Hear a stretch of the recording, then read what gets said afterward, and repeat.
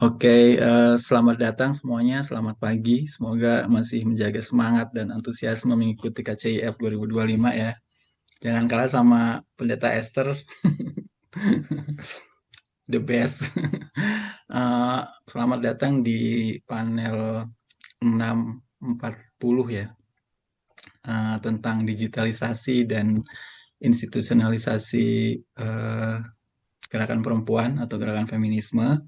Sesi ini akan difasilitasi atau dicari oleh Dr. Elis Zuleti Anis atau Mbak Elis Zuleti Anis, dosen di Prodi Ilmu Komunikasi Universitas Ahmad Dahlan Yogyakarta. Mbak Elis ini salah satu scholar bidang media yang mendapatkan PhD di University of Western Australia ya Mbak ya, Iya, di Western, betul. dan juga senior saya di Ohio University.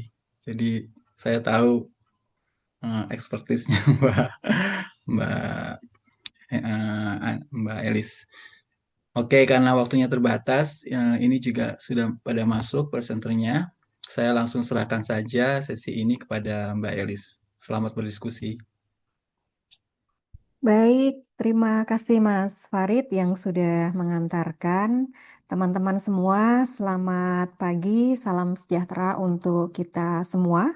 Senang sekali pada kesempatan pagi ini saya bisa berjumpa dengan teman-teman untuk kita mendiskusikan tentang institusionalisasi dan digitalisasi gerakan feminis ya, kritik, solusi dan best practices begitu. Nanti akan ada 4 paper yang akan dipresentasikan pada kesempatan pagi ini dan teman-teman pasti sudah tahu ya kalau nanti waktunya 15 menit dan saya akan kasih reminder kalau sudah hampir 3 menit terakhir begitu ya untuk teman-teman. Jadi kita akan buat apa diskusinya menjadi diskusi yang efektif begitu. Baik, kalau begitu tanpa menunda lagi kita akan masuk ke presenter pertama ya, Mbak Tia Istianah ya dari Sebaya Berdaya. Mbak Tia akan mempresentasikan tentang etika feminis, kritik NGOisasi dan neoliberalisasi gerakan perempuan Indonesia. Wah, ini judulnya berat ya Mbak Tia ya, gitu ya. Oke, kita akan dengarkan presentasi dari Mbak Tia. Silahkan Mbak Tia. Ya, terima kasih banyak Kak Elis. Selamat pagi semuanya dan salam kenal. Tadi udah seperti yang saya izin share screen dulu sebentar. Eh, sudah terlihat ya? Sudah. Udah oke. Oke. Ya, jadi mungkin sebelumnya saya juga mau mohon maaf dulu. Jadi ini sebenarnya adalah saya ambil dari salah satu tugas esai saya ketika saya kuliah gitu ya.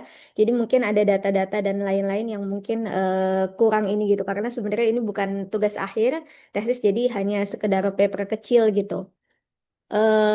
Iya, seperti yang tadi disebutin sama Kak Elis ya sebenarnya.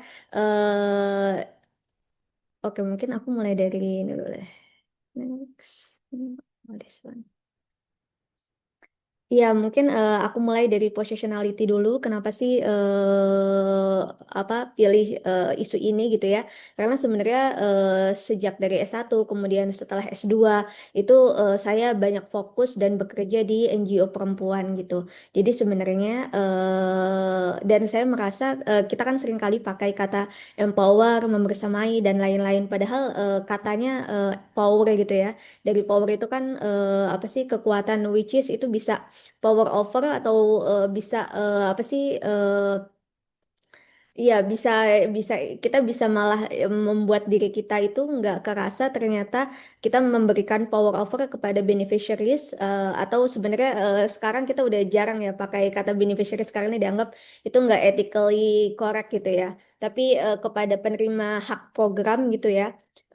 Dan kebanyakan mereka adalah orang-orang yang sebenarnya punya power yang lebih bawah daripada kita gitu.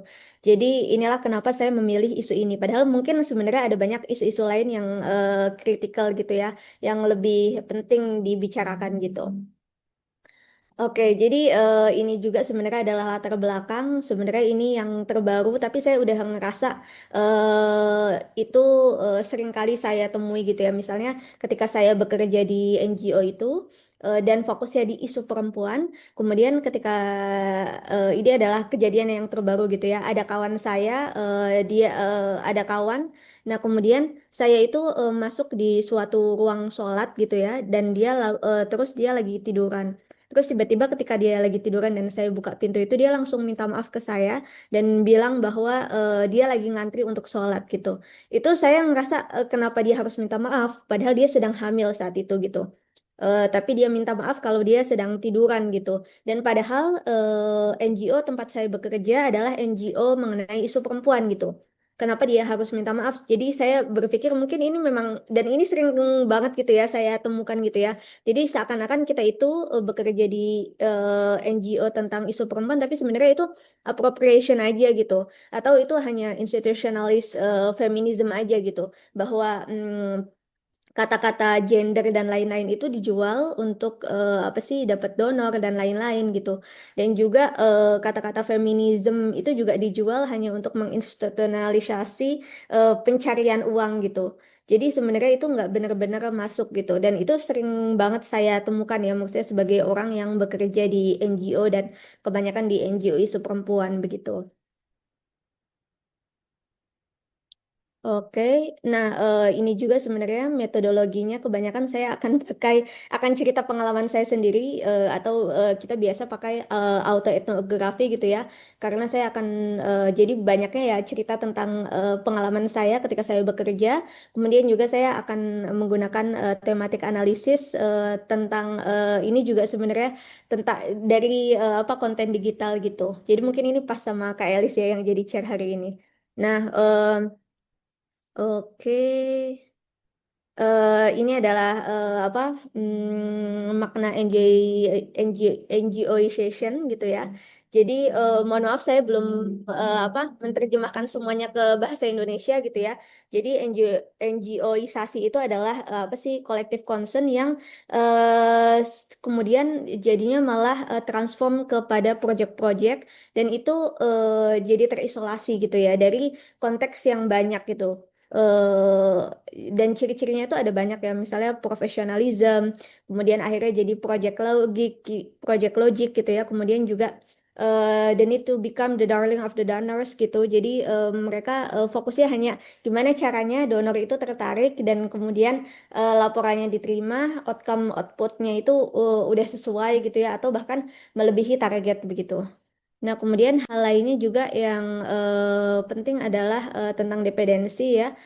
Ciri-ciri enjoyisasi itu jadi dependen atau ketergantungan terhadap donor gitu ya. Kemudian kita juga melakukan power over gitu. Kemudian juga depoliticization. Jadi sebenarnya pada akhirnya walaupun seandainya itu NGO tentang isu perempuan, tapi ternyata lacking gitu ya di political depth dan kritiknya. Jadi fokusnya misalnya tentang gimana caranya membuat microfinancing untuk perempuan gitu. Nanti saya contohkan juga di yang selanjutnya ya. Jadi mereka kritiknya itu sangat terbatas gitu, nggak mengkritik tentang pemerintah karena nggak bisa gitu ya, karena mereka juga harus advokasi dan bekerja bersama pemerintah gitu. Walaupun sebenarnya ini ya apa jadi pisau bermata dua begitu. Oke. Saya juga coba memotret gitu ya proses NGOisasi ini di Indonesia dan saya coba study dari akun Instagramnya For Her NGO. Ini adalah Instagram of For Her NGO gitu ya. Jadi saya kira ini sangat relate gitu untuk saya juga sebagai pekerja yang banyak di sektor NGO dan isu-isu perempuan gitu ya. Jadi ini salah satunya eh ini captionnya adalah lampiran sumber pundi-pundi gitu ya, sumber pundi-pundi keuangan NGO atau masyarakat sipil itu dari Odd Money, kemudian sayap partai atau pemerintah, kemudian juga donor gitu. Nah, kemudian hal lainnya juga yang kayak gini ya. Jadi quote-quote kecil yang sebenarnya relatable gitu ya. Katanya regenerasi, tapi yang tampil kok seringnya si senior lagi gitu. Nah, ini adalah contoh apa proses enjoyisasi. Saya juga coba temakan gitu ya terkait NGOisasi di Indonesia ini lewat Instagram Overheard NGO ini. Jadi saya coba temakan di 4 tema, yaitu kooptasi politik dan pendanaan, hierarki, regenerasi dan kerja layak, kemudian administrasi dan eventism. Jadi eventism itu dia fokusnya bukan kegiatan, tapi fokusnya bukan ke social movement, tapi malah jadinya kegiatan gitu. Kemudian juga appropriation. Appropriation itu jadinya cuma ngambil jadi kayak feminism atau gender itu jadi kayak buzzword aja gitu ya. Padahal sebenarnya itu jadi inkoheren gitu dengan praktik yang ada gitu. Nah, ini contoh-contohnya misalnya saya ambil ini dari konten-konten mereka gitu ya, kooptasi politik dan pendanaan misalnya pokoknya kita nggak boleh donor driven ya. Terus tapi yang lainnya adalah Kak Punten press release buat besok belum di approve donor gitu, dan itu sesuatu yang menunjukkan gitu ya gimana kita sebenarnya dikooptasi secara politik dan pendanaan itu oleh donor gitu. Kemudian hal lainnya juga proposal adalah kitab suci. Selanjutnya adalah firman donor gitu ya. Terus donor kegeser hurufnya jadi ndoro gitu. Jadi ini adalah contoh gimana sebenarnya NGO itu udah dikooptasi secara politik dan pendanaan gitu ya. Itu udah jadi gak independen lagi, tapi kita jadi sangat tergantung gitu terhadap donor atau ndoro ini gitu. Nah, kemudian juga hierarki, regenerasi dan kerja layak. Padahal kan isu kita kebanyakan adalah tentang kerja layak ya. Tapi misalnya kayak gaji dipotong rutin buat saving lembaga gitu ya. Padahal saving sendiri juga nggak bisa gitu buat jaga-jaga. Jadi kerja layaknya itu dipertanyakan juga gitu. Nah, kemudian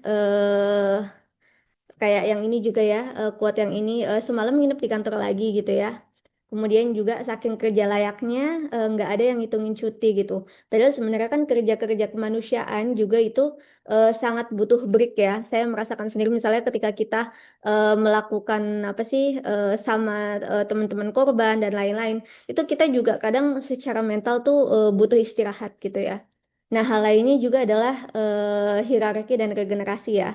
Seringkali NGO-NGO di Indonesia itu yang jadi founder juga yang jadi apa sih namanya direktur gitu, dan itu untuk masa waktu yang kita nggak bisa hitung gitu ya. Ini juga ya regenerasi misalnya yang terkait regenerasi itu, regenerasi gerakan harus tumbuh dari nilai-nilai demokratis. Nah, kemudian IC pantas frekuensi turnover staffnya tinggi ya, tapi direkturnya nggak pernah ganti gitu. Jadi sebenarnya fenomenanya itu bukan saya sendiri juga yang merasakan, tapi juga misalnya di NGO-NGO lain ya, karena sampai juga di akun ini gitu. Nah, kemudian juga administrasi dan eventism, jadi fokusnya itu di kegiatan instead of social movement gitu ya. Jadi misalnya kita lebih fokus di laporan keuangan instead of bangun gerakan gitu ya. Kemudian fokus ribet dengan masalah administrasi lainnya gitu ya. Misalnya yang ini nih fight visit harus pakai bidding vendor gitu.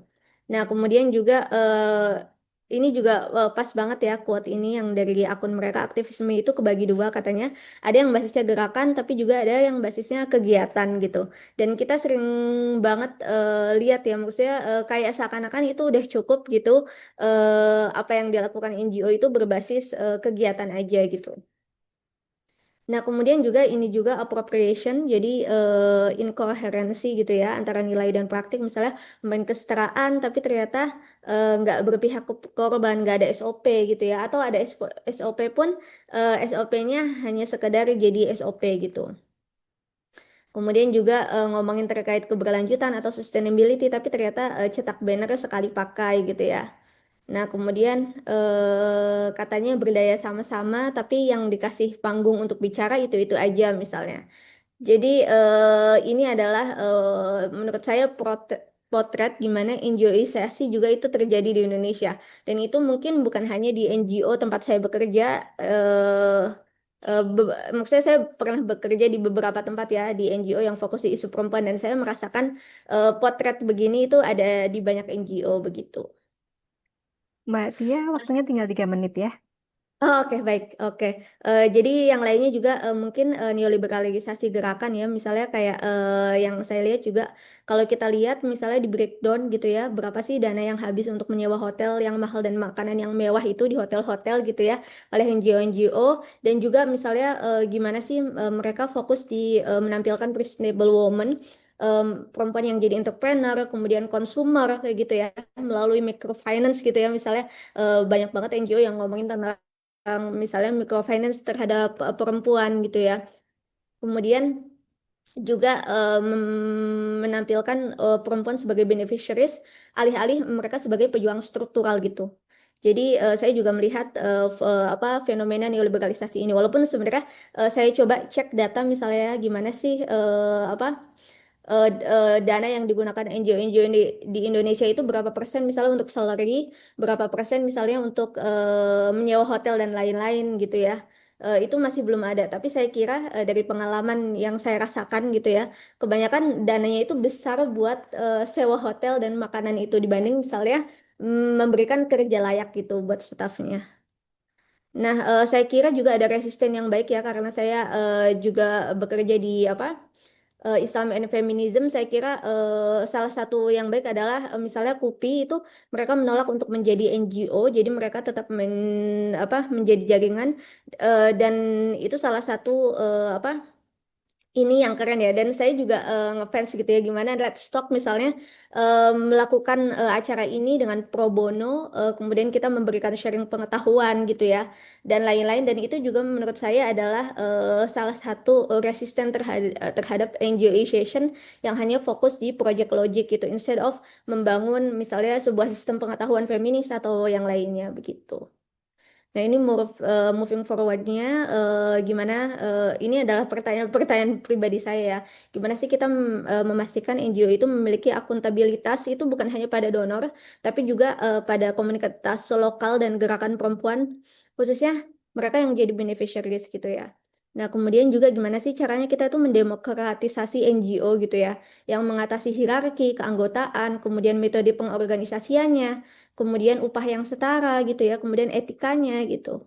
Nah, kemudian juga gimana sih caranya NGO perempuan itu juga menjadi gerakan yang aktif melawan kapitalisme gitu, bukan bukan malah jadi aktor neoliberalisasi yang malah menggunakan uangnya itu kebanyakan misalnya untuk memberi makan kapitalisme begitu.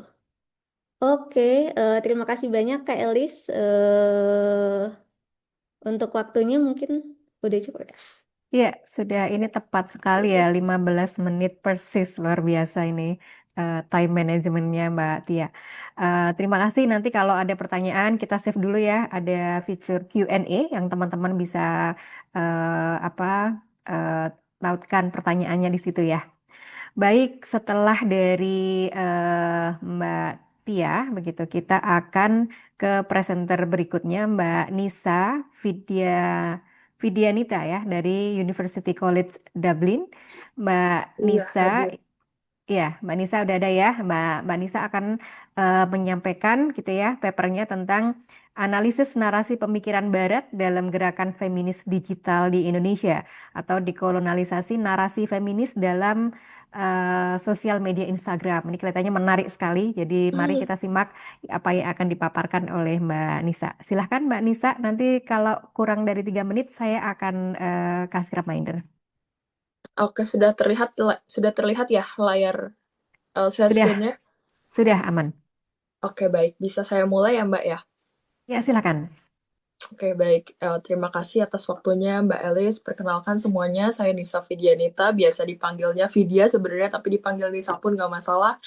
Eh, Betul, betul Mas, saya domisili di Dublin. Jadi di Dublin sekarang jam 2.22 dini hari ya. Izin menyampaikan presentasi yang akan saya presentasikan hari ini, yakni analisis narasi Western thinking dalam gerakan feminis digital di Indonesia, dekolonisasi narasi feminis dalam sosial media Instagram.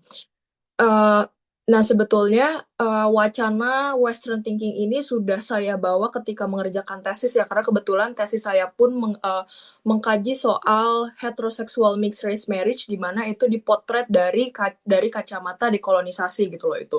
Nah, kenapa kita harus membawa narasi dekolonisasi? karena sepengalaman saya belajar feminis dari 2019, wacana yang selalu dibawa dalam gerakan feminisme itu selalu berasal dari suffragism terlebih dahulu gitu loh itu. Sementara setelah digali lebih lanjut gitu, kita punya berbagai macam narasi dan wacana feminis yang sebetulnya bisa dijadikan pijakan dalam mempelajari feminisme itu sendiri gitu itu. Nah, latar belakang dari riset yang akan saya lakukan, yang pertama, obviously itu berangkat dari tesis, di mana tesis saya pun mempelajari soal dekolonisasi. Nah, latar belakang pengambilan wacana narasi dekolonisasi ini yaitu akan mengambil objek Instagram. Nah, kenapa kita mengambil objek Instagram? Karena sekarang gerakan feminisme itu sudah terbagi menjadi dua ya. Ada gerakan feminisme tradisional dan ada gerakan feminisme modern yang dimana feminisme tersebut dikemas dalam gerakan-gerakan digital gitu loh itu. Nah, Instagram adalah salah satu medium di mana gerakan feminisme digital ini itu berangkat dan juga menjadi masif gitu di kalangan masyarakat. Nah, biasanya gerakan-gerakan feminisme yang ada itu tuh selalu dimulai dari first wave, second wave, kemudian third wave, post feminism gitu loh itu. Dimana sebetulnya gerakan-gerakan feminisme yang kita pelajari itu masih dalam pijakan narasi-narasi barat gitu loh itu. Narasi-narasi liberal. Sementara kita negara-negara yang mengalami penjajahan tentunya punya struktur masyarakat yang berbeda di mana gerakan kesetaraannya pun akan berangkat dari titik poin yang berbeda gitu loh itu. Nah, dalam beberapa kasus Western thinking itu selalu muncul gitu dalam gerakan-gerakan feminis. Nah, dominasi yang ada dari gerakan narasi feminis Barat ini kemudian menjadi latar belakang adanya wacana dekolonisasi feminisme gitu loh itu. Nah, dominasi ini akhirnya menimbulkan pertanyaan tentang bagaimana feminisme di Indonesia menegosiasikan wacana global dengan realitas sosial, agama, dan budaya yang berbeda. Kemudian penelitian ini nantinya akan mengkaji dekolonisasi narasi feminis dalam ruang digital tersebut gitu. Jadi bagaimana nanti analisis Western thinking ini ada dalam gerakan feminisme digital di sosial media gitu itu. Nah, kemudian ada research questions yang saya tawarkan dalam paper saya sendiri. Yang pertama itu bagaimana isu feminisme direpresentasikan di Instagram di Indonesia gitu loh itu. Karena kan setiap berbeda dengan kalau kita mengambil titik poin Indonesia dan Irlandia itu mereka punya titik poin yang berbeda dalam mempelajari isu feminisme gitu loh itu. Kalau di Indonesia mempelajari base soal kesetaraan itu kita masih ada dalam proses penyamarataan kebudayaan gitu loh itu. Berbeda dengan di negara-negara maju yang memang mereka itu sudah punya basis tentang segregasi gendernya, tapi di Indonesia itu masih belum ada gitu budaya-budaya tersebut gitu itu. Nah, itu wacana yang pertama yang saya tawarkan. Kemudian yang kedua, sejauh mana Western thinking mempengaruhi wacana feminis digital. Karena kan pemikiran-pemikiran Barat yang selalu ada di sosial media itu selalu berangkat dari stigma gitu loh itu. Mungkin kawan-kawan di sini yang sering main sosial media itu sangat-sangat bisa memahami kalau wacana feminis atau wacana feminisme yang ada di sosial media itu selalu berangkat dari wacana-wacana di mana feminis itu adalah seorang perempuan yang teredukasi gitu loh. Itu seorang laki-laki yang memang dia punya edukasi, punya privilege gitu, punya relasi sosial yang lebih gitu loh itu. Di mana sebetulnya wacana-wacana tersebut itu berangkat dari Western thinking gitu itu. Kemudian yang ketiga, bagaimana upaya dekolonisasi narasi feminis dilakukan. Nah, ini nanti akan dikaji dari bagaimana sebetulnya pembelajaran soal feminisme itu harus berangkat gitu loh itu. Karena kan gerakan feminisme sudah banyak cabangnya ya, dan sekarang itu ada narasi salah satu narasi feminisme yang berjudul transnational feminism, di mana kita mempelajari feminisme itu sudah bukan lagi berpijak pada first wave, second wave, dan third wave gitu loh itu, tapi berangkat dari realitas sosial yang ada di suatu masyarakat atau di suatu negara gitu itu. Kemudian yang keempat, ada bagaimana nilai lokal, agama, dan budaya menegosiasikan feminisme Barat dalam membentuk diskursus feminisme digital di Indonesia gitu. Nah, karena pada realitanya ketika saya kuliah di sini pun gitu, ketika saya kuliah di Irlandia gitu dan kemudian diperkenalkan dengan wacana dekolonisasi dan interseksionalitas gitu. Dekolonisasi dan interseksionalitas juga itu selalu berangkat dari wacana barat gitu. Kita belajar dulu bagaimana analisis wacana barat ini ada di sekitar kita gitu loh itu. Karena dampak dari kolonisasi ternyata itu tidak hanya selesai setelah kolonisasi itu selesai gitu, tapi juga itu membentuk social existence kita gitu sebagai seorang manusia gitu. Contohnya dari mana? Contohnya dari adanya segregasi ras gitu, di mana ada white, a black, kemudian ada brown, kemudian ada continental identity, ada Asians, African, American, yang dimana itu juga ternyata berpengaruh dalam membentuk wacana feminisme gitu loh itu. Uh, That's why kenapa ada narasi-narasi soal interseksionalitas feminisme, karena memang ternyata gerakan feminisme itu tidak bisa berdiri sendiri, selalu ada kritik dan autokritik yang menyertainya gitu loh itu. Nah, tapi dalam analisis wacana feminisme barat gitu, wacana feminisme barat itu selalu berangkat dari suffragism gitu, dimana apakah itu adalah wacana feminis yang sesuai gitu dengan kita dari yang tumbuh dan hidup dari negara-negara yang memang pernah dijajah gitu, seperti itu. Kemudian ada teori dan metode, karena kembali lagi ini berangkat dari tesis. Kebetulan tesis saya pada saat itu menggunakan metode feminist critical discourse analysis gitu. Jadi memang dalam riset-riset feminis, sebelum kita melakukan riset itu kita harus paham dan tahu dulu gitu bagaimana emosi kita itu regulate dalam riset tersebut gitu loh itu. Nah, kenapa menggunakan FCDA? Karena wacana yang akan dianalisis adalah sosial media, yang dimana sosial media itu ada analisis narasi dan juga ada analisis visualnya, yang dimana ini bertujuan untuk mengungkap representasi, kuasa, dan resistensi dalam narasi feminis digital gitu loh itu. Kemudian teori yang akan digunakan tentunya menggunakan teori dekolonisasi ya, dekolonialitas gitu, yang dimana ini nanti akan menelaah bagaimana feminisme di Indonesia itu di Instagram terutama memproduksi atau menantang narasi barat gitu loh itu.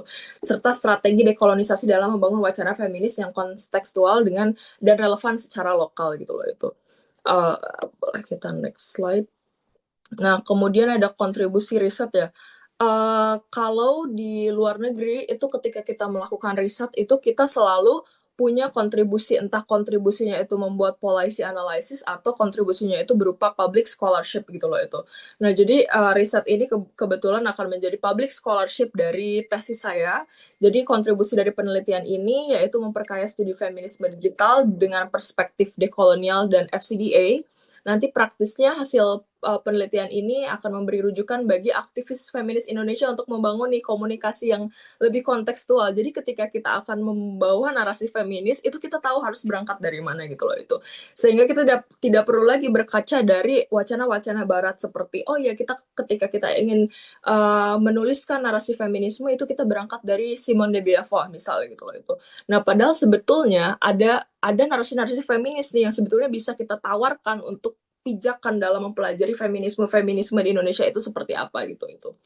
Kemudian nanti secara akademik penelitian ini akan mengungkap ketegangan wacana barat dan lokal ya, di mana wacana-wacana barat itu kan selalu dianggap sebagai wacana-wacana yang lebih superior gitu, wacana yang lebih egalitarian gitu itu.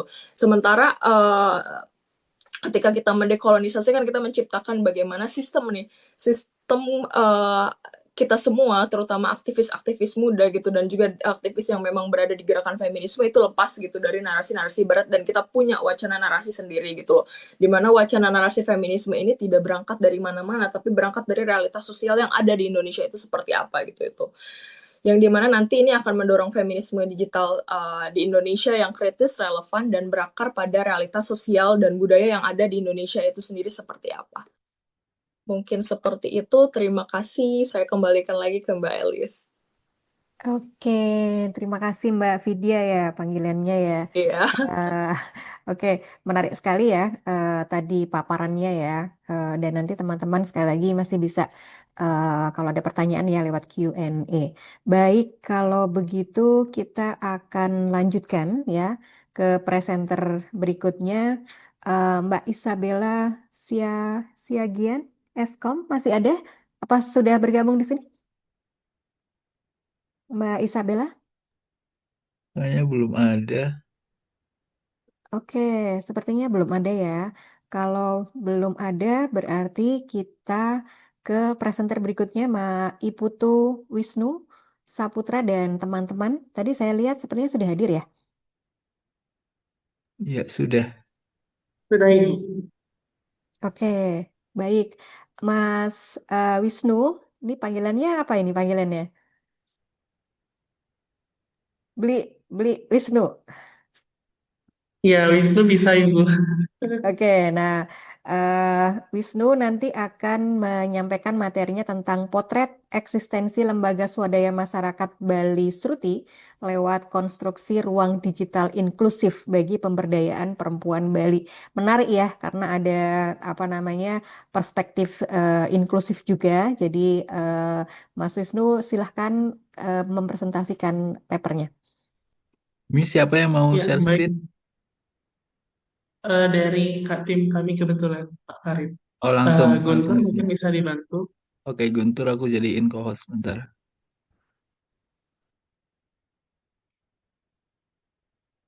Ya, silakan.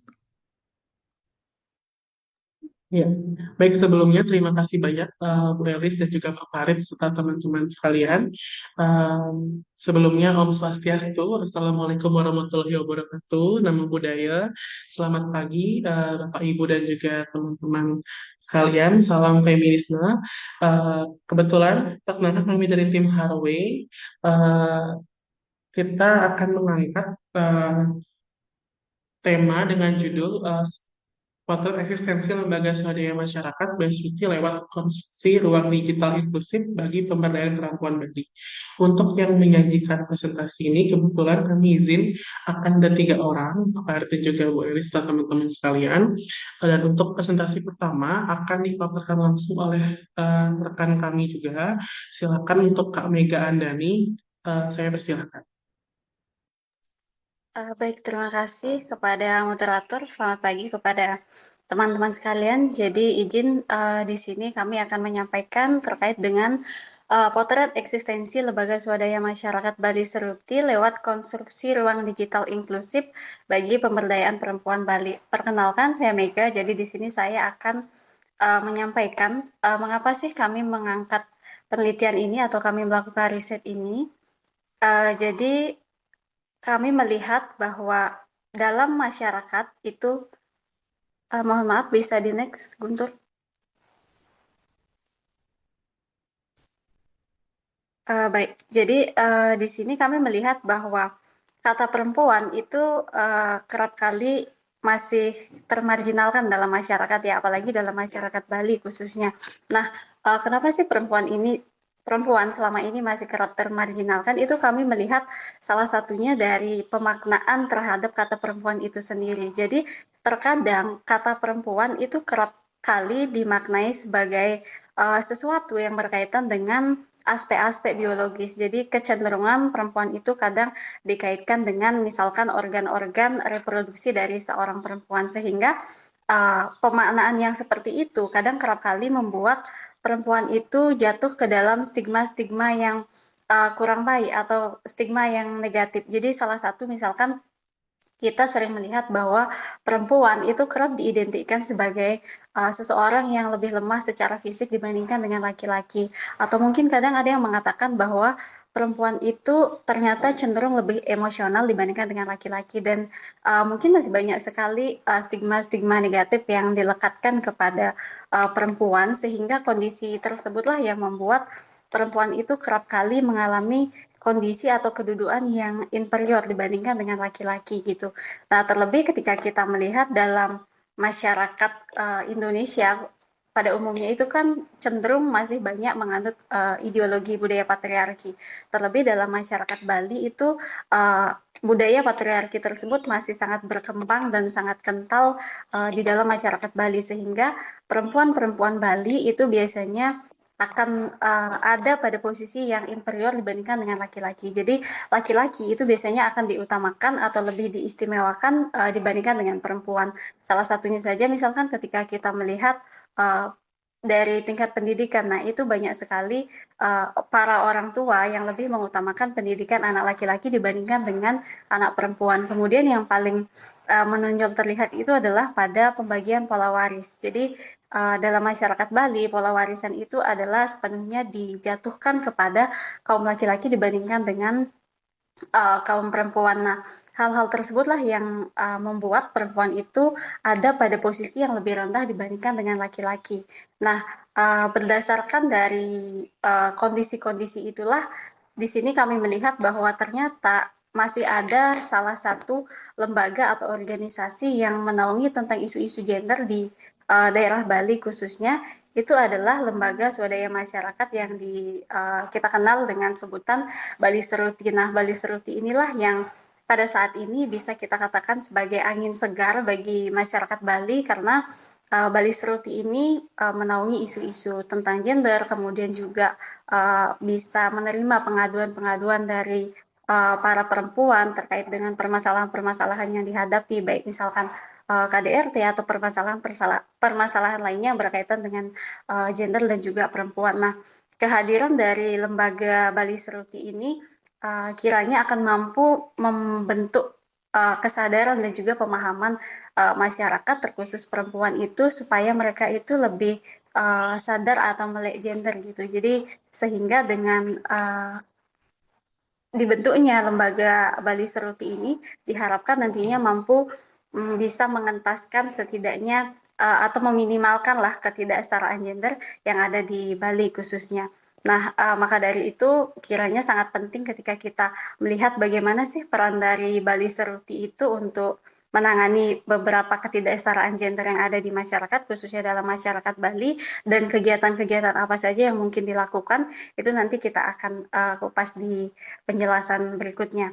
Dan dalam penelitian ini, kami menggunakan metode penelitian kualitatif, jadi kami akan mendeskripsikan bagaimana peran-peran dari Bali Seruti ini untuk mengentaskan ketidaksetaraan gender, kemudian bentuk-bentuk kegiatannya juga seperti apa. Dan juga di sini kami menggunakan jenis penelitian, ada data primer yang kami dapatkan melalui wawancara dan juga observasi, dan juga data sekunder itu melalui buku-buku ataupun artikel-artikel ilmiah yang mendukung dari tulisan kami. Nah, terkait dengan pengumpulan data itu kami menggunakan 3 teknik. Yang pertama adalah observasi langsung ke lembaga Bali Seruti itu sendiri, kemudian juga melakukan wawancara dengan beberapa informan dari anggota Bali Seruti dan juga dari perempuan-perempuan sekitar, dan juga yang terakhir adalah menggunakan studi literatur. Mungkin itu yang bisa saya sampaikan. Untuk penjelasan selanjutnya akan dilanjutkan oleh rekan saya Wisnu. Wisnu, disilahkan. Baik, sebelumnya terima kasih banyak Kak Mega atas penjelasannya. Selanjutnya saya akan menjelaskan mengenai profil umum dari Bali Seruti dan juga program-program Bali Seruti, begitupun juga dengan perspektif dari yang kita gunakan untuk nantinya akan digunakan sebagai bahan analisis atau pisau analisis dalam menganalisa berbagai rumusan masalah.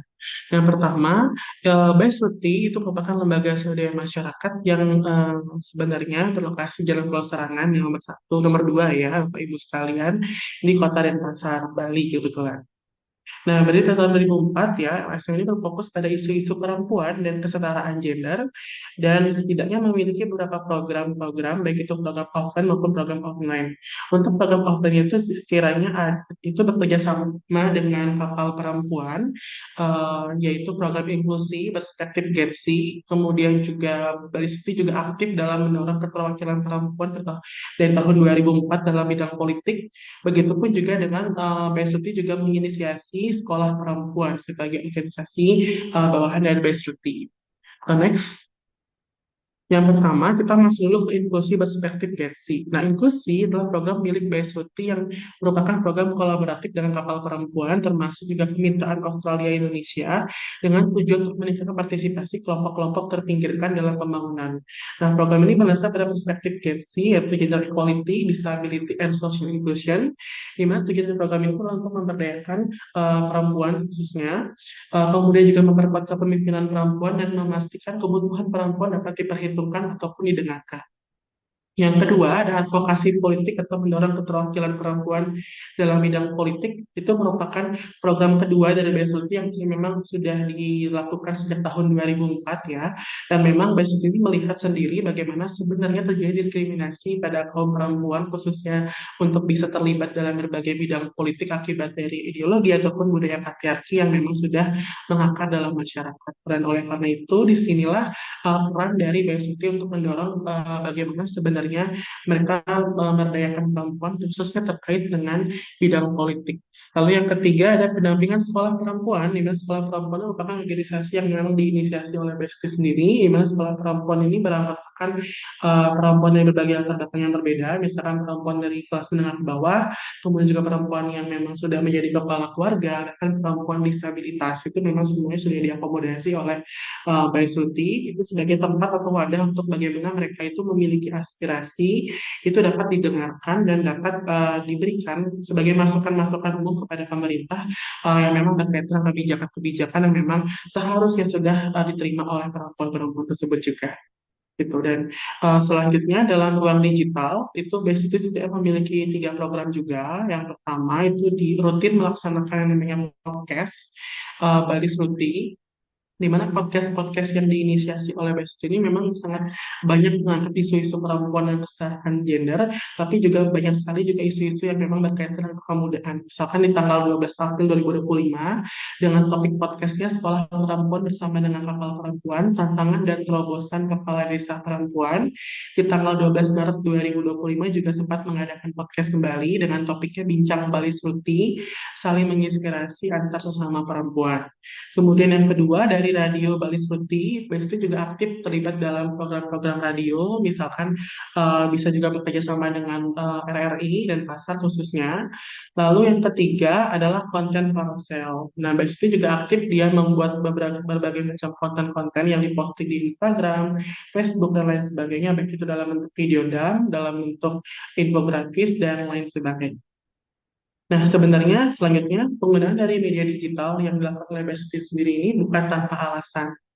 Karena memang Besti sendiri ini menggunakan teknologi itu juga sebagai bentuk melihat bahwa sebenarnya teknologi itu adalah kesempatan gitu, kesempatan untuk Besti sendiri untuk bisa terlibat dan berdampak secara masif dan mampu memberdayakan perempuan Bali. Next slide.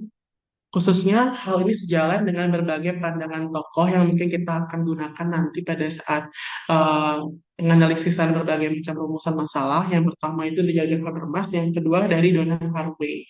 Kita bicara soal Habermas, kita bicara soal bagaimana sebenarnya ruang publik itu sendiri.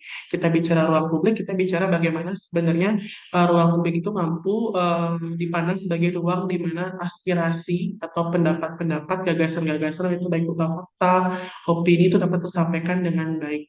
Dan ruang publik itu kan biasanya terdapat dalam masyarakat, dan di situ masyarakat sangat banyak sekali memiliki beberapa kelompok-kelompok yang mungkin punya tendensi dan intensi yang berbeda-beda. Namun dalam hal ini, karena perempuan sangat dibatasi dalam masyarakat, maka ruang digital beralih menjadi ruang publik yang baru. Bagaimana sebenarnya Habermas melihat bahwa sebenarnya ruang digital dapat dijadikan atau memiliki sisi potensial yang sangat positif, yang sangat memiliki hubungan yang positif, dan terjadikan sebagai ruang publik yang baru. Sejalan Mas dengan Wisnu, Habermas, kita maaf juga 3 menit menggunakan lagi ya waktunya. ya, baik Ibu. Sejalan juga dengan pandangan Habermas, kita juga menggunakan perspektif dari Donna Haraway yang berkaitan dengan bagaimana sebenarnya penggunaan teknologi itu dapat dijadikan sebagai medium gitu, bagi para perempuan, khususnya bagaimana kita melihat bahwa keberfungsian perempuan, terutama dalam mengoperasikan teknologi itu sama miripnya dengan apa yang dikemukakan oleh Donna Haraway yang disebut juga sebagai cybernetic organism, dengan mengutamakan juga berbagai prinsip-prinsip yang memang sudah disampaikan oleh Donna Haraway dalam bukunya yaitu Cyborg Manifesto. Dan selanjutnya, ini merupakan konten-konten yang di-upload oleh Baik Sruti. Setidaknya ada konten Kartini ya, yang kedua juga ada konten berikutnya, ada konten child grooming.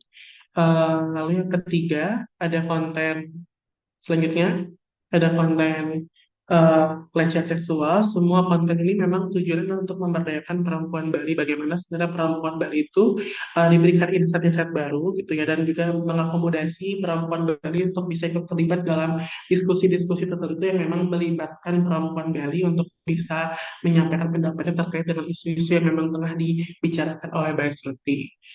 Nah, sekian dari presentasi saya. Untuk selanjutnya akan dijelaskan oleh Guntur. Untuk Guntur, waktu dan tempat saya persilahkan.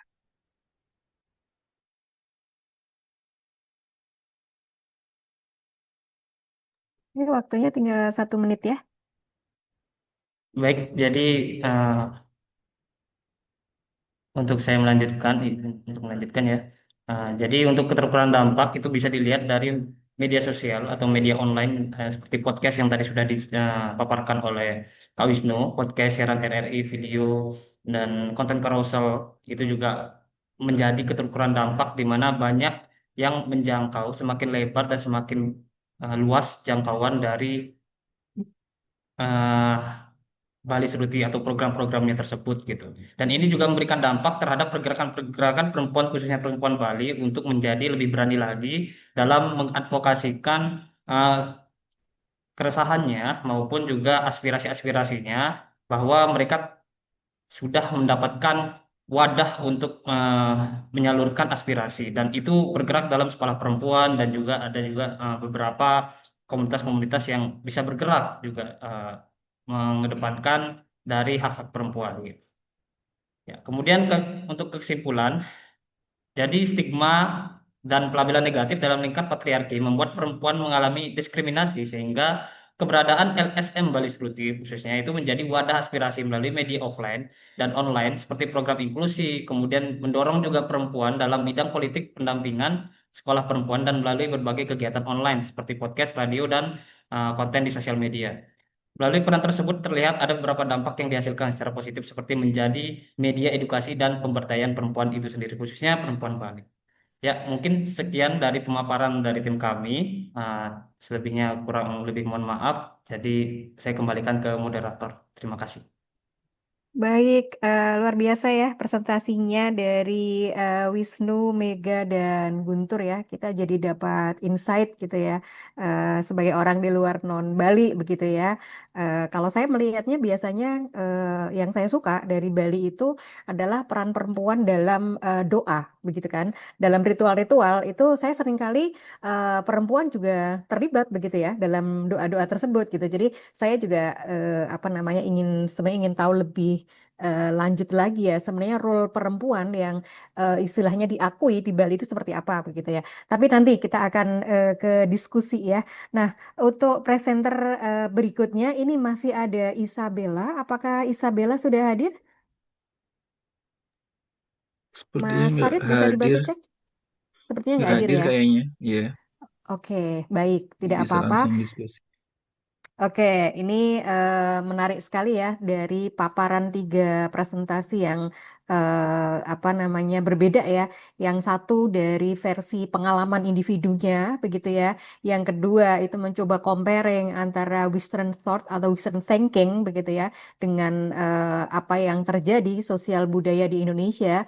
Dan yang terakhir itu adalah khusus melihat gitu ya bagaimana perempuan di Bali gitu ya dalam sosiokulturalnya gitu. Nah, kita sudah ada 2 penanya ya yang ada di sini. Kita akan lakukan dulu ya untuk tanya jawab itu. Nah, pertanyaannya mohon singkat pada jelas ya. Kita yang pertama ke Mbak Esti dulu. Nah, yang kedua nanti ke Mbak Nila. Mbak Esti, monggo kita persilahkan untuk memberikan pertanyaannya. Esti saya. Nggih, Mbak Ya, Esti, Mbak Esti Susanti. ya terima kasih. Ini pertanyaan saya atau pernyataan saya tujukan pada Tia. Eh, ya, saya paham sekali ya. Jadi presentasi Anda ini memberi insight untuk penulisan biografi saya. Jadi saya memimpin LSM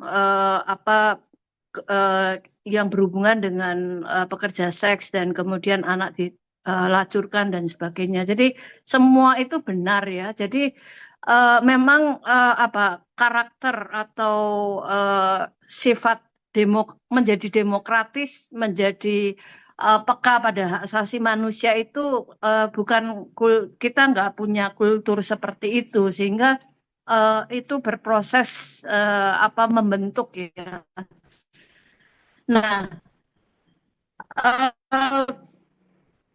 yang saya alami itu karena saya adalah seorang belajar menjadi demokrat melalui LSM yang saya pimpin. Akibatnya LSM saya itu mendapatkan kritik keras karena kenapa kok stafnya tidak menjadi feminis dan sebagainya. Karena saya tidak mau memaksa orang untuk menjadi ideologis tanpa ada kesadaran diri sendiri. Saya setuju ya bahwa sebetulnya KUPI dan konferensi Kartini ini sebagai penanda kita masuk ke dalam gerakan hak asasi manusia dan kemanusiaan baru atau gerakan feminis baru gitu. Sebetulnya itu enggak, saya menjadi saksi dari kenapa kita menjadi dekolonialisasi atau penindasan atau patriarki neoliberal itu terbentuk. Pada awalnya tidak seperti itu gitu ya, tapi karena kemudian donor bisa menciptakan pola sehingga LSM di akar rumput itu menjadi sulit ya. Dan temuan saya adalah sebetulnya dana yang triliunan yang sudah digelontorkan itu menjadi percuma karena pendekatannya itu top down, bukan bottom up, sehingga uang yang masuk rumput itu menjadi sedikit ya, orang-orang yang mengelola ya, akibatnya kalau uangnya sedikit ya hasilnya tidak signifikan gitu. Nah, kemudian di NGO akar rumput itu saling bersaing untuk mendapatkan uang itu. Jadi itu sesuatu yang format itu nggak bisa dilawan ya. Yang perlu dilawan memang sekarang ini bagaimana program itu bottom up bukan top down. Nah, itu di situasi sekarang memungkinkan karena uang tidak ada lagi, sedikit, dan situasinya memungkinkan. Karena itu saya berharap konferensi Kartini dan lembaga-lembaga yang mendukung itu masuk ke dalam tren baru ini. Saya kira itu ya. Terima kasih. Baik, terima kasih Mbak Esti Susanti untuk pertanyaannya gitu ya. Kita tampung dulu ya pertanyaan kedua, kemudian nanti kita persilahkan kepada presenter untuk memberikan tanggapannya begitu. Tadi yang setelah Mbak Esti tadi Mbak siapa tadi ya? Sudah tidak ada raise hand-nya ya? Atau Saya ada yang ya, mau? ada di Oh ya, question and itu oh Bu. question Yang and answer dibacain. ya. Oke, Ya. oke. Ini kenapa di saya belum ada ya question and answer-nya ya? Tadi saya yang ngacung. Oh, oke, oke. Mbak Nila, Oke. mungkin kita ke Oke. Mbak Nila dulu nih untuk pertanyaannya. Monggo silakan Mbak Nila. Terima kasih Mbak Lisa. Ya, saya tidak terlalu berbeda dengan Mbak Esti sebelumnya. Jadi tentang peta gerakan feminisme, pemberdayaan perempuan yang dilakukan oleh LSM di Indonesia. Saya pikir temuan Mbak siapa tadi ya? Yang pertama itu benar semua yang terjadi seperti itu. Cuman yang perlu diingat bahwa kesadaran feminisme, pengetahuan feminisme dan konsistensi terhadap gerakan itu spektrumnya akan sangat sangat lebar gitu, antara yang sangat feminis dengan klaimnya dan yang baru memulai itu sangat lebar gitu. Kita tidak bisa istilahnya menjudge bahwa yang ini kurang, yang ini, karena itu semuanya menurut saya adalah dinamika proses yang sah-sah saja gitu ya. Yang penting adalah bagaimana kita melakukan perubahan-perubahan. Demikian juga ketika saya menganalogikan ini pada kegiatan yang berbasis donor gitu ya, yang berbasis donor misalnya gitu. Ketika kegiatan teman-teman untuk pemberdayaan perempuan itu didanai oleh satu lembaga, itu tidak berarti harus diatur gitu ya. Kenapa seperti itu? Saya pernah melakukan kajian kecil, sebenarnya begini.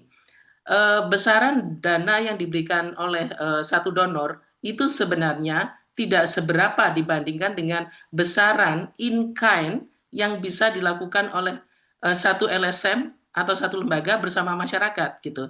Nah, itu kami diskusikan gitu, sehingga itu yang menjadi tekanan kita atau setidaknya jiwa kita untuk bisa survive pada nilai-nilai itu gitu. Jadi misalnya kita dapat 200 juta, 500 juta itu untuk 3 tahun, 2 tahun gitu misalnya. Dibandingkan dengan misalnya kemauan, komitmen, dan apa yang in-kind lakukan, kalau itu dikonversi terhadap uang, itu jauh lebih besar apa yang ada di dalam bahan baku itu sendiri. Dan itu yang harus diingat gitu, sehingga dana itu bukan satu-satunya sebenarnya gitu untuk bisa menggerakkan suatu ideologi nilai-nilai yang sudah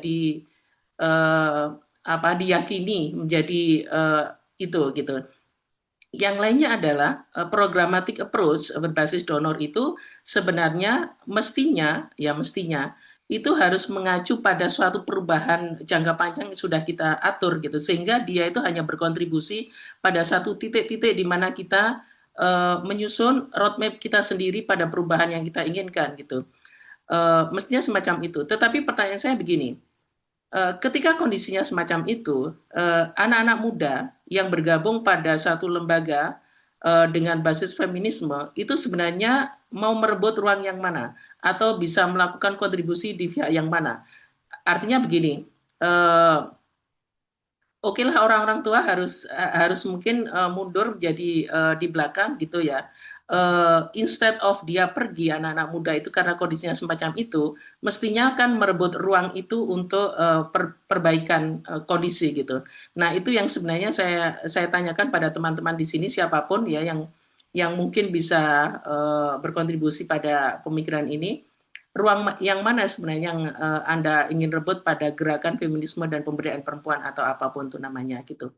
Itu yang pertama. Terus yang kedua dari tadi, mohon maaf saya lupa nama dari teman Mbak yang dari Dublin tadi ya gitu. Yang Dublin Saya tadi ya pikir, Bu ya. Mbak ya, Vidya, saya Mbak pikir Vidya. betul.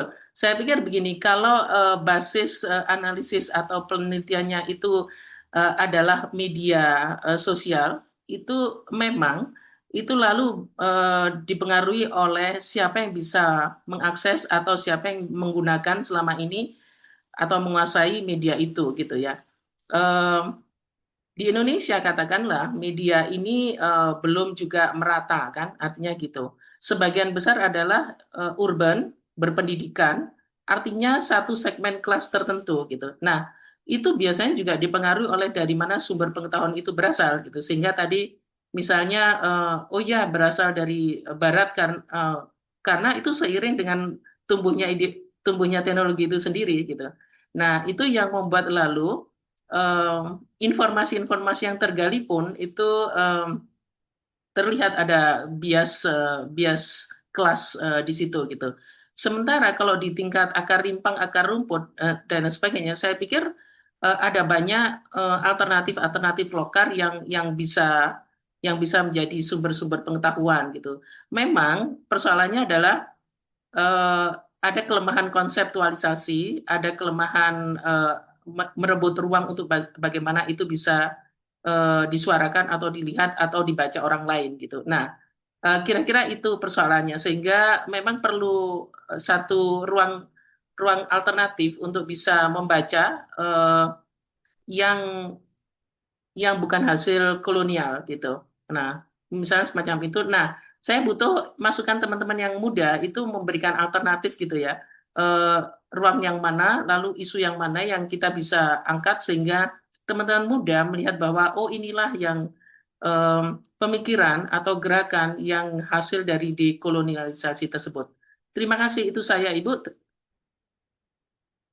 Baik, terima kasih Mbak Nila atas pertanyaan sekaligus beberapa hal yang menurut saya memberikan apa ya perspektif gitu ya, memberikan perspektif lebih gitu ya. Nah, ini di apa namanya di Q&A begitu ya, ada 3 pertanyaan. Namun mungkin sebelum ke Q&A yang tadi 2 pertanyaan tadi mungkin bisa direspon dulu ya dari Mbak Vidya sama satu lagi tadi Mbak Tia gitu. Monggo silakan mungkin Mbak Tia dulu mau memberikan responnya. Terima kasih banyak Iya Mbak. Kak Elis. Oh ya, suaraku udah terdengar ya. Iya, jadi tadi terima kasih banyak Kak Esti yang sudah juga bercerita gitu ya tentang pengalamannya, bagaimana menjadi founder di LSM Perempuan gitu. Jadi sebenarnya saya juga merasa yang tadi udah saya juga sangat butuh gitu ya apa reflektif apa sih ya refleksi dari generasi-generasi yang lebih senior gitu di gerakan perempuan ini gitu. Nah, kemudian yang tadi terkait pembiayaan gitu ya, sebenarnya saya juga baca terkait apa Saya kira menarik pidato guru besarnya Prof. Amalinda Safirani yang beliau membicarakan terkait pembiayaan NGO gitu ya. Nah, beliau itu kalau nggak salah ngobrolin gimana sih harusnya pembiayaan NGO ini harus dari mana gitu. Apakah dari negara gitu ya, which is itu mudah juga dikooptasi oleh narasi-narasi negara gitu ya. Nah, kemudian apakah dari donor gitu, which is itu juga akan mudah dikooptasi oleh donor driven gitu ya. Dan kalau seandainya kita ngobrolin terkait kolonisasi, kebanyakan donor itu kan juga datang dari lembaga-lembaga kolonial gitu ya, yang mereka juga punya nilai-nilai tertentu gitu. Misalnya yang sekarang kayak USAID gitu ya, dan lain-lain. Dan itu sebenarnya nggak sustainable. Yang tadinya mungkin feminisme akhirnya harus berganti menjadi gender dan lain-lain gitu. Nah, kemudian beliau sebenarnya juga menawarkan gitu cara pembiayaan baru, yaitu dengan adanya social enterprise gitu. Jadi gimana caranya NGO atau misalnya gerakan perempuan itu mereka bisa menghasilkan dana mereka sendiri gitu melalui social enterprise ini begitu. Jadi menurut saya itu menjawab suatu mohon maaf, suatu kebingungan kita gitu ya, pembiayaan ini harus lebih banyak dari mana gitu. Walaupun mungkin itu step menuju ke sananya mungkin akan tidak mudah gitu ya, karena tentu aja yang bekerja di NGO ini kebanyakan adalah mereka yang bekerja karena nilai misalnya, dorongan nilai gitu. Nah, kemudian sementara misalnya social enterprise itu harus berpikir misalnya bisnis approach gitu.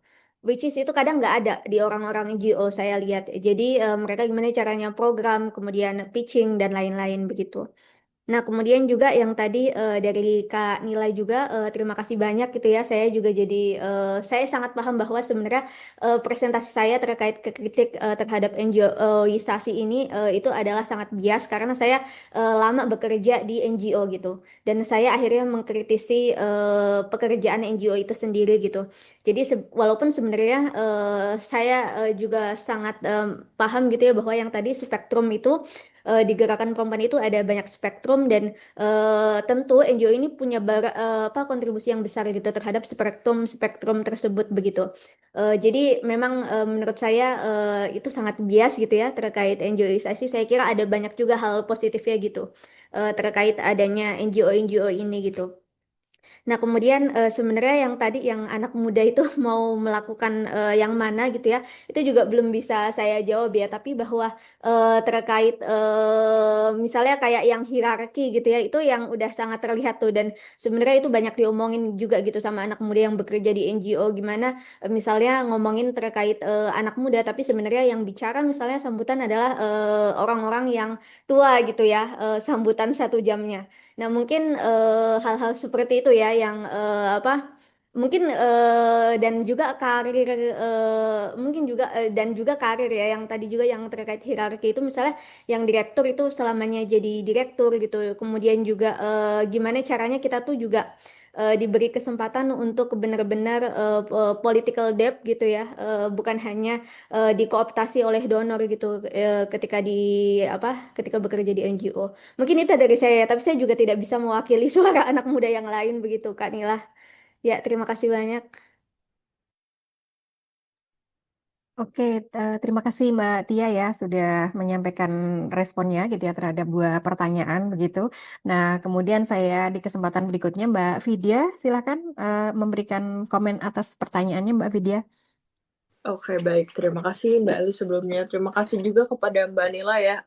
Betul, saya sangat sepakat sekali gitu. Memang pemahaman soal dekolonialisasi ini kan masih masih minim ya untuk digaungkan gitu loh itu. Karena kembali lagi gitu, kadang orang-orang tuh prinsipnya masih separatis gitu dalam gerakan-gerakan sosial gitu loh itu. Sementara kalau misalnya kita analisis lebih jauh, gerakan penindasan yang terjadi itu biasanya kan saling berterkaitan satu sama lain gitu loh itu. Nah, mungkin yang bisa saya jawab ya, mungkin kita harus bisa punya penguatan dalam sistem interseksionalitasnya dulu nih. Kita punya awareness-nya dulu kalau memang yang namanya penindasan terhadap perempuan gitu loh, itu tidak hanya berbentuk penindasan terhadap gendernya saja gitu loh itu. Karena sebelumnya di Irlandia pun kita pernah ada diskusi, kebetulan ada perwakilan dari kawan-kawan dari Asia ya, kawan-kawan dari Jepang, kawan-kawan dari Vietnam, dari Thailand gitu loh itu. wacana yang kita tawarkan itu ternyata problematikanya sama gitu loh. Itu kita semua ini resah kenapa kita dari Asia ini tuh yang mengalami penjajahan gitu, yang memang struktur budaya, ekonomi, sosial dan politiknya itu beda gitu.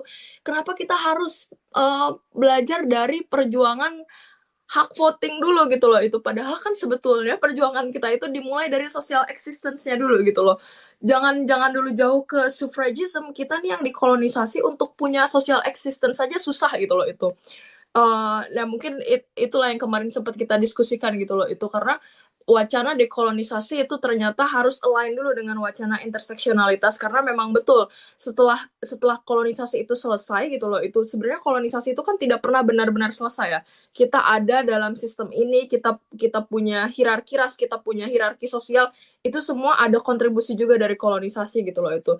Jadi mungkin kalau misalnya saya ditanya nih bagaimana kita mempunyai wacana yang memang terbebas dari sistem dekolonisasi, kita harus bisa address dulu interseksionalitasnya itu ada di mana gitu loh itu. Nah, kemudian itu nanti muncul lagi sebuah kritik gitu. Apakah perjuangan feminisme di Indonesia yang secara digital ini gitu, yang sekarang sudah modern gitu, sudah punya basis interseksionalitas atau belum gitu loh itu. Karena ketika gerakan feminisme digital ataupun tradisional gitu ya, ketika kita berdiskursus dan lain sebagainya itu sudah punya basis interseksionalitas, maka narasi-narasi dekolonisasi ini akan muncul gitu loh itu. Kalau ternyata perjuangan para aktivis, kemudian isu-isu feminisme gitu loh itu tuh bisa dibuat dalam sebuah wawasan yang baru gitu loh itu. Karena memang decolonial feminism itu tuh memang masih kalau di negara-negara bagian Latin Amerika tuh masih sangat minim ya sudah masif sebenarnya diwacanakan, tapi memang distribusinya masih minim gitu loh itu, karena memang kita butuh suara-suara juga dari kawan-kawan yang memang mengalami kolonialisme ini gitu loh itu. Nah, jadi mungkin yang saya harapkan adalah dengan kita mulai menarasikan gitu kalau sebetulnya perjuangan kita itu masih stuck di social existence gitu, itu bisa muncul narasi-narasi dekolonisasi yang sebetulnya bisa bermanfaat dalam gerakan-gerakan sosial, terutama feminisme itu seperti apa gitu. Mungkin itu tanggapan dan ininya. Tapi terima kasih Mbak Nila tadi, memang betul wacana dekolonisasi ini adalah wacana yang sangat panjang sekali, karena memang sulit ya untuk menghilangkan ya, merekonstruksi mungkin ya pemikiran-pemikiran barat yang memang masih ada gitu loh, karena kita tidak bisa memungkiri kalau sistem di barat itu memang lebih superior gitu loh itu, dan adanya superior dan inferior ini juga kan sulit juga ya bagi kita gitu untuk bisa bagaimana nih kita mengikuti sistem, karena kan wacana kolonisasi yang ditawarkan tuh selalu dalam bentuk kalau kalian ingin menjadi lebih baik harus mengadopsi sistem kita gitu loh itu, sementara sistem barat sendiri gitu itu masih banyak biasnya gitu itu. Jadi mungkin seperti itu, tapi terima kasih Mbak Nila, sarannya sangat sangat termotivasi dan sangat bermanfaat. Iya. Oke, terima kasih Mbak Vidya masih tetap di situ ya. Mbak Vidya, ini sekalian ya, nanti ada pertanyaan yang sudah diajukan di Q&A. Ini pertanyaan dari Mas Beni Susilo. Pertanyaan Kak Vidya, berdasarkan pengalaman atau pengamatan Kakak, apakah ada contoh nyata aktivis atau akun feminis Indonesia yang berhasil menggabungkan narasi lokal dengan strategi digital global gitu ya? Mungkin bisa direspon dulu ya, Mbak Vidya. Oke, terima kasih Kak Beni pertanyaannya. Ada sebetulnya pada beberapa hari kemarin itu konde.com itu sempat membuat akun kritik feminisme. Jadi memang kalau teman-teman rajin membuka sosial media, itu ada salah satu wacana baru ya namanya anti feminisme gitu, itu sempat dikritik oleh konde.com gitu loh itu, karena memang pada realitanya kan gerakan-gerakan feminisme memang banyak saling mengkritik ya itu. Nah, di dalam konten yang dimuat oleh konde.com pada saat itu dia memuat narasi-narasi lokal yang dimana itu juga mengadres isu-isu dekolonisasi dan juga interseksionalitas gitu loh itu. Jadi sebetulnya sudah ada gitu loh akun-akun Instagram ya, apalagi akun-akun feminisme digital yang memang memuat narasi interseksionalitas dan dekolonisasi gitu loh itu. Tapi memang kajiannya itu belum banyak gitu loh itu. Karena memang untuk ngebahas narasi-narasi dekolonisasi itu kan panjang ya, nggak mulai dari apa definisi dekolonisasi, apa itu feminisme, tapi kita mulai dulu dari sistem global kapitalis powernya dulu gitu, yang dimana itu juga membentuk gender segregation-nya, membentuk social existence-nya gitu, membentuk continental identity-nya gitu loh itu. Jadi sebetulnya sudah banyak ya di akun Instagram di Indonesia, tapi memang kajiannya itu belum masif gitu, karena memang untuk membawa narasi dekolonisasi ada berbagai macam isu yang akhirnya dibawa gitu loh itu. Dan titik poinnya itu kan dimulai dari coloniality of being dulu ya. Jadi bagaimana existence kita ini dipengaruhi oleh kolonisasi, kemudian berangkat lagi ke coloniality of power gitu. Bagaimana relasi kuasa ini dibentuk gitu dalam basis kolonialisme gitu loh itu. Jadi sebetulnya sudah ada, tapi memang belum banyak gitu. Dan salah satunya yang pernah saya temukan itu di akun Konde, yang dimana dia memang membawa narasi dekolonial feminisme gitu loh, dimana dari penindasan sosial, penindasan terhadap perempuan itu tuh ternyata bergerak dalam sebuah spektrum yang sama gitu loh itu.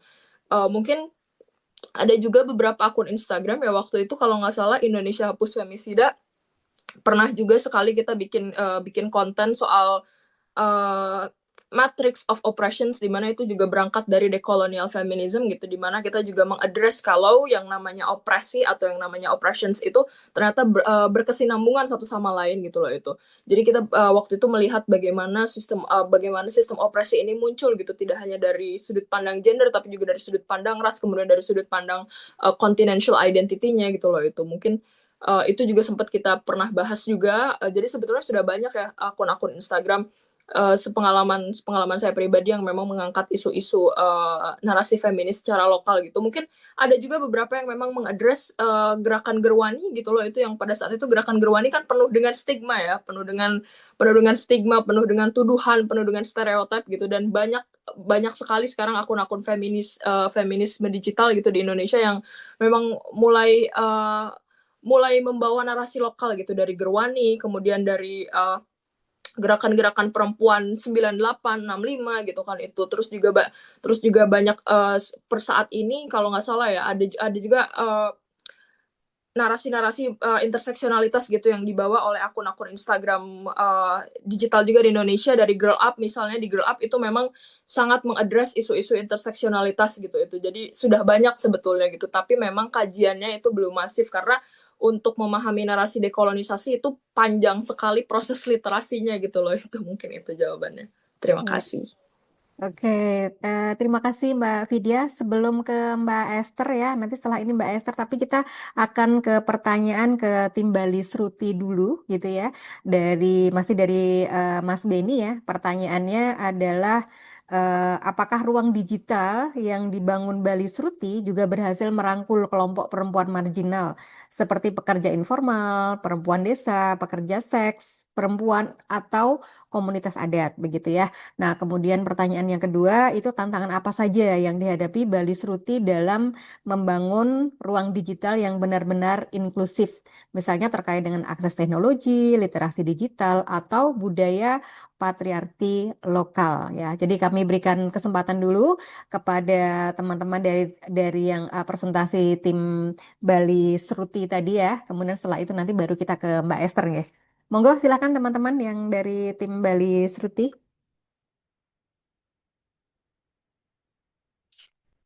Ya, baik. Sebelumnya terima kasih banyak Bu Elis atas pertanyaannya, dan juga tadi mohon maaf kemungkinan tadi saya belum mendengar pertanyaan dari siapa kebetulan Bu Elis.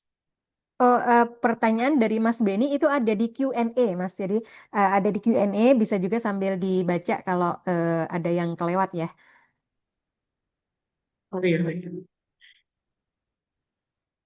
Baik, sebelumnya terima kasih banyak Bu Elis atas pertanyaannya. Jadi sebelumnya berbicara mengenai keterlibatan perempuan adat dalam Bali Surti sendiri,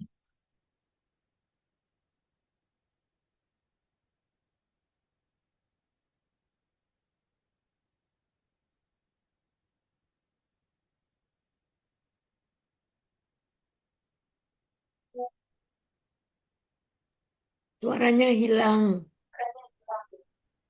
Mas Wisnu, suaranya tidak kedengeran ya?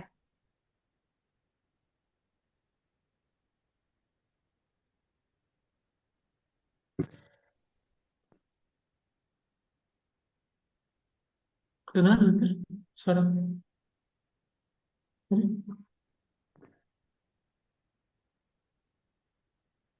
Mohon izin, apakah suara saya sudah terdengar? Iya, terdengar Mas, silahkan dilanjutkan. Ya. Baik, sebelumnya terima kasih banyak Pak Benis atas pertanyaannya. Jadi berbicara mengenai perempuan-perempuan yang memang terlibat dalam bias ruti, khususnya itu memang tadi sudah seperti yang dijelaskan di awal bahwa sebenarnya bias ruti sendiri itu menginisiasi sekolah perempuan yang berisi berbagai macam perempuan dari berbagai latar belakang yang berbeda, yaitu ada perempuan yang memang dari kelas menengah ke bawah juga ada gitu ya, perempuan-perempuan yang sudah menjadi kepala keluarga. Begitupun juga dengan perempuan-perempuan yang mengalami disabilitas. Nah, di situ BST sendiri dia eh, banyak sekali apa namanya memberikan pelatihan-pelatihan ya advokasi itu kepada perempuan-perempuan di sana.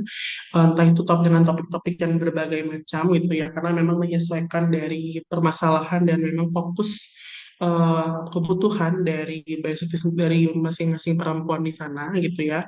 Begitupun juga dengan konten-konten yang dihasilkan dari Bali Suti sendiri itu mungkin nanti bisa Pak Ibu dan juga Pak Denis lihat di ini kami di sosial media kami ada Bali Suti underscore Denpasar.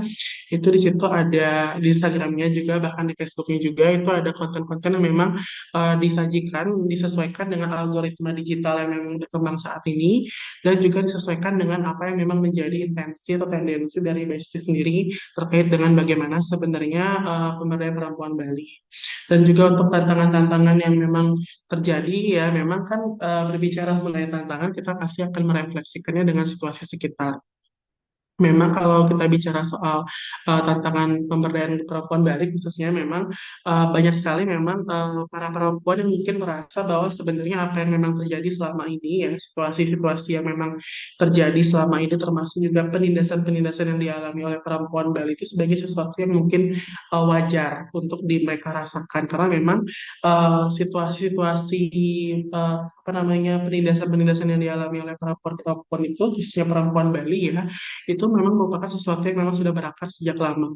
Ambil contoh misalkan ketika kita berbicara mengenai bagaimana sebenarnya perempuan Bali itu dilibatkan dalam proses pembuatan keputusan-keputusan tertentu di Bali khususnya. Di Bali ada yang namanya paruman atau musyawarah tertentu ya dan biasanya memang yang dilibatkan itu untuk pembuatan kebijakan atau keputusan tertentu yang berkaitan dengan praktek upacara ritual adat di Bali itu ya hanya laki-laki saja, tapi perempuan tidak dilibatkan dalam proses pengambilan keputusan. Dan hal itu telah terinternalisasi sejak lama sebenarnya. Bagaimana sebenarnya perempuan Bali menganggap bahwa sebenarnya sesuatu yang memang sudah terjadi itu sebagai sesuatu yang memang wajar terjadi. Dan itulah yang menjadi tantangan bagi kita, bagaimana kita mengadvokasikannya, bagaimana kita memberitahu bahwa sebenarnya memang seharusnya terjadi di situasi tersebut ya situasi yang tidak seharusnya semestinya. Bagaimana kita bisa memberikan ruang atau kesempatan bagi perempuan Bali khususnya ya untuk bisa terlibat dalam praktek dalam juga menyampaikan pendapatnya, bagaimana intensinya itu yang menjadi tantangan bagi kami sebenarnya dan mungkin nanti untuk tantangan-tantangan lain juga akan disampaikan juga oleh Andani dan Kak Tirta dari Bali Suti. Mungkin untuk Kak Andani dan Kak Tirta, saya persilakan. Oke, saya dari Bali Sruti, Andani. Apakah suara saya terdengar? Iya, terdengar Mbak. Oke, dan apakah masih ada waktu untuk menjawab dan menjelaskan? Boleh, silahkan. Ya, baik. Terima kasih untuk Wisnu dan juga teman-teman semua. Salam kenal, saya Andani dari Bali Sruti dan kebetulan untuk urusan medianya dihandle oleh saya. Yang pertama ingin menambahkan ya, apakah ruang digital yang dibangun ini sudah mampu menjangkau perempuan akar rumput, perempuan kelompok adat yang seperti itu? Ya, betul sekali. Kami bekerja sama misalnya tadi dengan radio, kemudian kami juga memiliki podcast, dan Bali Sruti sendiri memiliki program inklusi di mana di dalamnya ada namanya program sekolah perempuan, memberdayakan perempuan-perempuan akar rumput di desa, itu betul-betul dari kelompok marginal, agar bagaimana mereka bisa berdaya, bersuara. Sekolah perempuan ini bukan yang ada gedungnya, enggak. Mereka tidak ada gedungnya, belajarnya pun bukan matematika, sains, dan segalanya, tapi mereka belajar tentang modul gender dan seks, politik, kesehatan bagi perempuan, dan juga tentang ekonomi. Nah, Sejauh ini kami membangun media digital, menyediakan ruang digital ini untuk kelompok-kelompok ini bersuara. Tidak hanya kami mengkampanyekan atau mengedukasi masyarakat, tentunya dalam konteks masyarakat Bali ya, perjuangan isu-isu gender dalam konteks masyarakat Bali yang kami utamakan, bukan in general di Indonesia, tapi memang menyentuh juga ya di Indonesia. Dalam artian seperti isu perkawinan anak itu kan general juga ya di Indonesia terjadi dan ternyata di Bali sendiri juga terjadi. Tapi masalah hak waris itu kan saya rasa secara spesifik memang ada ciri khas terjadi di Bali. Nah, selain menggunakan ruang digital ini untuk mengkampanyekan isu-isu gender, kami juga menggunakan ruang digital ini bagaimana agar perempuan atau kelompok marginal ini bisa bersuara. Jadi podcast kami mengundang mereka untuk berbicara tentang apa kerentanan yang dialami, pengalaman apa yang didapatkan setelah mendapatkan modul pendidikan, suara-suara apa yang bisa mereka keluarkan di ruang podcast. Kemudian setiap hari Senin juga memberikan mereka ruang di radio untuk berbicara. Jadi saya rasa ini sudah sangat menyentuh sekali dalam konteks masyarakat Bali sendiri, bagaimana perempuan ini yang biasanya memegang mic pun gemetar, mereka akhirnya diberikan ruang-ruang di Bali Surut ini. Kemudian tantangannya tentu ya banyak sekali. Oh ya, yang tadi juga selain itu kami dulu juga memiliki Bali Suruti Radio. Jadi materi-materi terkait dengan modul misalnya pendidikan, gender, seks dan segalanya itu diselipkan di radio sehingga mereka bisa mendengarkan dengan sambil ketika menyapu, mengerjakan pekerjaan apapun gitu. Jadi tinggal dengarkan. Kemudian tantangan yang dihadapi ini tentunya banyak. Yang pertama audiens. Jadi sasaran audiens tidak semua edukasi ini bisa sampai. Tidak semua setuju dan juga ya namanya aktivisme digital ya. Tantangannya banyak sekali, informasi berubah dengan cepat dan kami berupaya untuk terus bagaimana agar edukasi ini sampai di masyarakat tidak monoton yang membuat orang-orang ya tidak ingin melihat, tapi bagaimana agar menarik tapi poinnya itu tepat sasaran sesuai dengan apa yang ingin kami kampanyekan. Begitu tambahannya. Terima kasih. Baik, terima kasih ya yang sudah menjawab dengan jelas tentang apa namanya kedua pertanyaan dari Mas Beni. Nah, kita masih ada sisa waktu sedikit gitu. Nanti akan kita berikan kepada Mbak Esther dan nanti akan saya tutup dengan review singkat begitu. Monggo saya persilakan pada Mbak Esther untuk memberikan pertanyaannya atau masukan atau respon.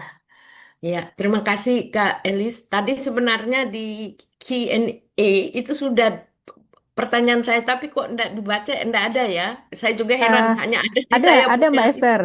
Oh Ada iya, oke. pertanyaannya ada, Ya, tapi memang oke. apa namanya kita satu-satu Ya. begitu. Oke, biar cepat ya. Saya langsung saja ngomong. Yang pertama, melihat 3 presenter yang muda-muda ini luar biasa. Salut ya, proud of all of you. Itu memberikan harapan ke masa depan bahwa para feminis muda ini akan juga akan meneruskan ya semua ini dan itu keren gitu.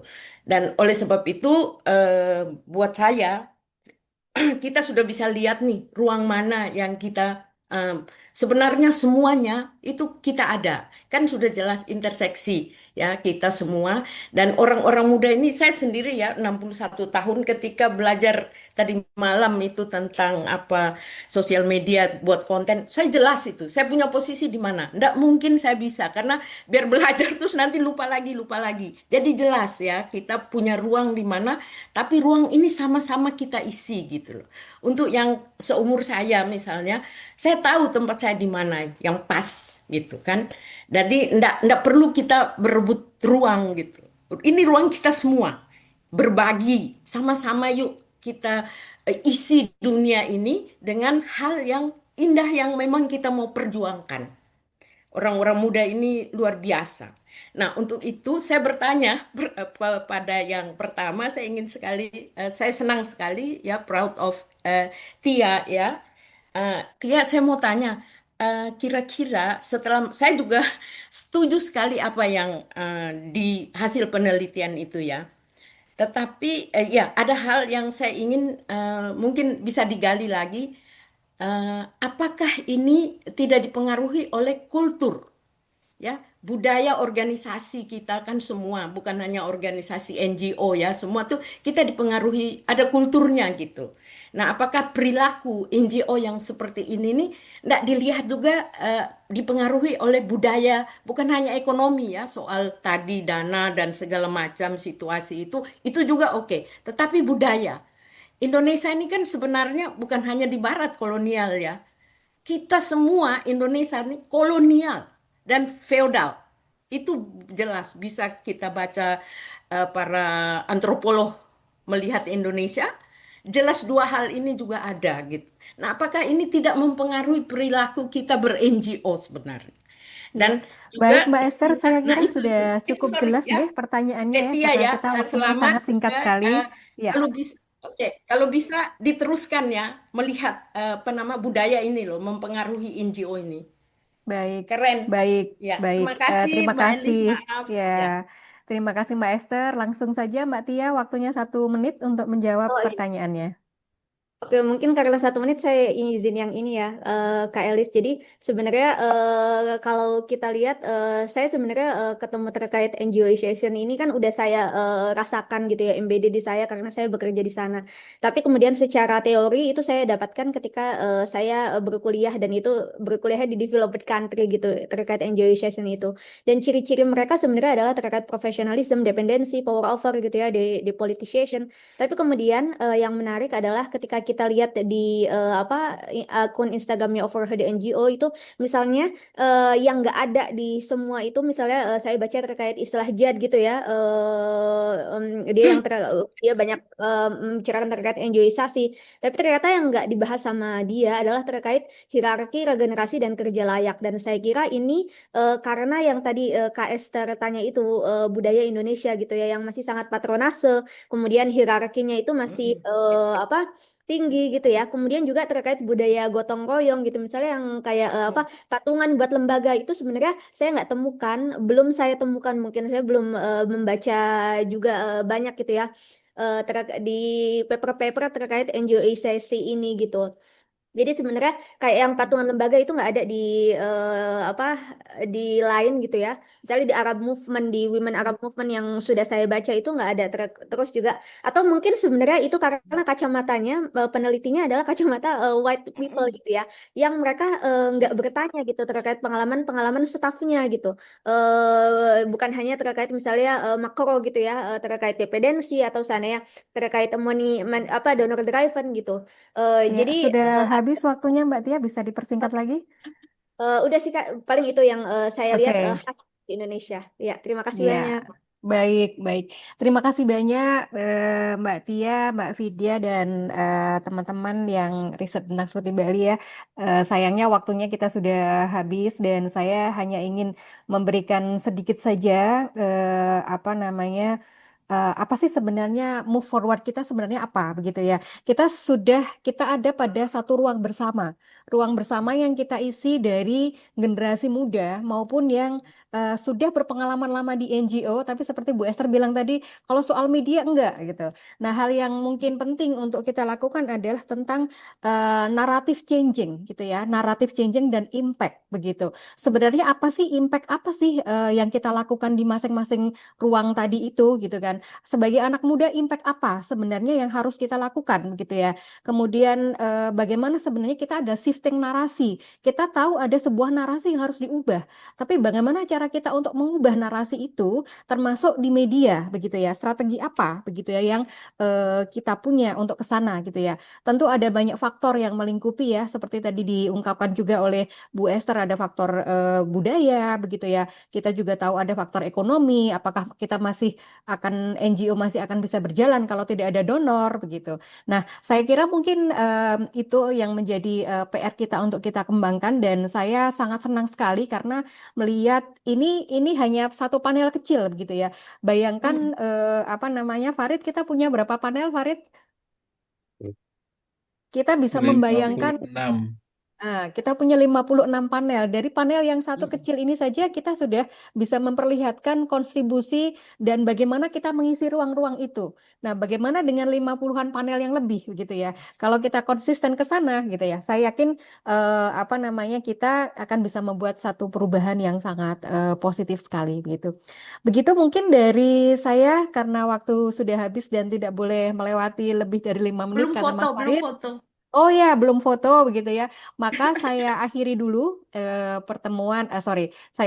sesi kita ini dan sebagai chair saya mau juga mohon maaf ya kalau ada selama memandu acara ini ada kurang banyaknya. Baik, kalau begitu saya kembalikan waktunya kepada Mas Farid dan senang di sini juga ada Mbak Nina Nurmila, teman lama gitu ya, ada Mbak Ida Rosidah juga tadi. Saya kembalikan Mas Farid, monggo. Oke, terima kasih Mbak Elis, Dr. Elis Suryati Anis dari Universitas Ahmad Dahlan. Mbak Elis juga ini harus dimanfaatin lebih banyak ya untuk diskusi tentang media, tentang komunikasi, karena ekspertisnya.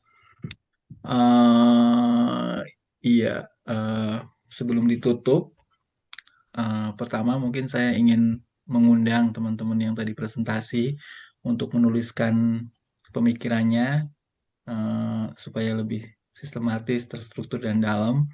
Dan jika berkenan mengirimkan artikelnya ke KCIF ya untuk diseleksi menjadi salah satu chapter dalam edited volume yang biasanya kita siapkan setelah KCIF ini.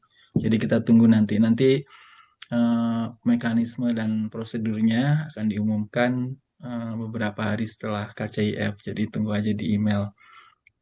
Sebelum ditutup, seperti rencana semula, kita akan mendokumentasikan sesi ini dengan foto bersama. Silakan yang berkenan membuka kameranya. Saya tunggu. Sudah semua? 1, 2, 3. Ya, kita cuma punya satu layar. Untuk backup sekali lagi. 1, 2, 3. Oke, terima kasih semuanya sekali lagi. Sampai ketemu di sesi selanjutnya. Setelah ini kita akan langsung punya sesi jam 9.45 waktu Indonesia Barat. Sekali lagi terima kasih Mbak Elis dan kawan-kawan panelis juga teman-teman partisipan di sesi ini. Applause buat semuanya ya. Terima kasih. Ya, terima kasih ya, Selif. Semuanya Oke. kakak-kakak. Kita di sesi berikutnya tetap aja